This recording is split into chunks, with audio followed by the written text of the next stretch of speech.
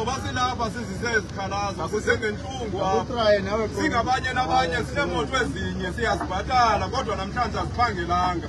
asizimisanga kuba kumnandi ke siva kubuhlungu ngenxa yemoto zethu ezitshiswa ngumuntu esimaziyo ongunohonte Khulela ozitshisayo odubula odrayiva bethu odubula amalungu wethu zizinto esizaziyo ezo endekudala sizichaze emapoliseni but azihambeli indawo sineso sikhalo ke into yobangela into yoba sizapha sizozama umama into yoba kuzawude kuthini kule ntlungu sikuyo yintlungu leyo yoba zingahambi imoto uluntu luyasokola apha imoto aziphangelanga zimile abantu bayasokola ayonto siyithandayo leyo qha sisentlungwini